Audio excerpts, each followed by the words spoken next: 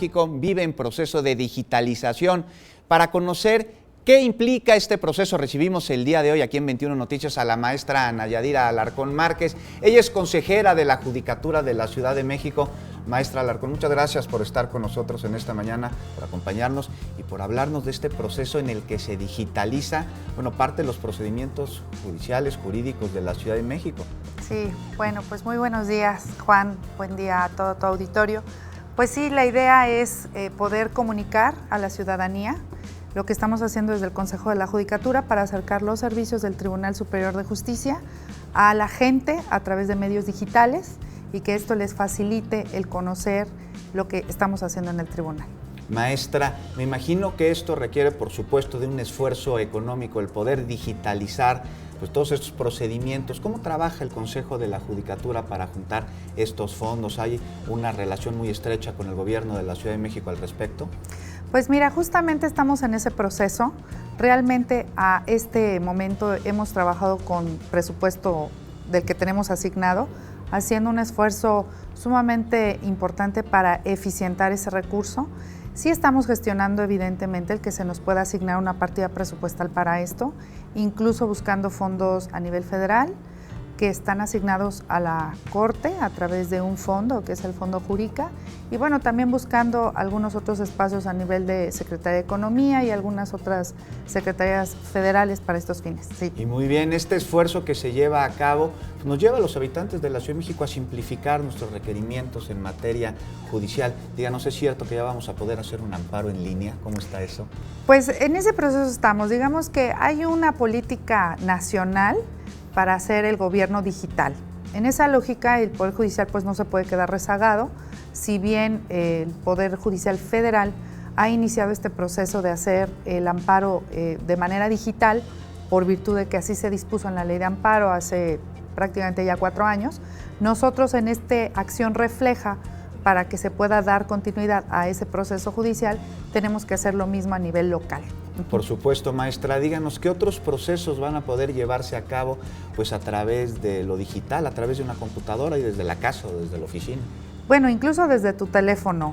¿Cómo está eso? Desde una aplicación electrónica, sí. Mira, justamente acabamos de presentar el nuevo portal de internet del Poder Judicial hace un par de días y lo que creamos fue una aplicación electrónica desde la cual la gente puede ingresar a los servicios del tribunal. Al día de hoy, en este momento, lo que se puede consultar es la información que por ley de transparencia debemos hacer pública, pero adicionalmente pueden tener acceso a servicios muy necesarios para la gente, como obtener citas para pruebas psicológicas, como obtener citas para poder realizar las pruebas en genética molecular, que son muy socorridas en materia de reconocimiento de paternidad, y en general a los demás servicios que prestamos.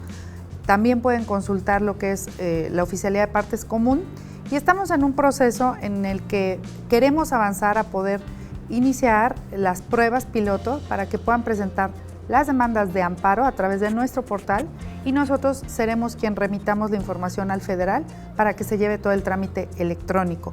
Con miras de que en un futuro, que espero que no sea muy lejano, estaremos dependiendo de las disposiciones del Código Nacional de Procedimientos Civiles que tendrá que aprobar el Congreso de la Unión, para que también las demandas del orden civil, familiar, se puedan presentar por vía digital.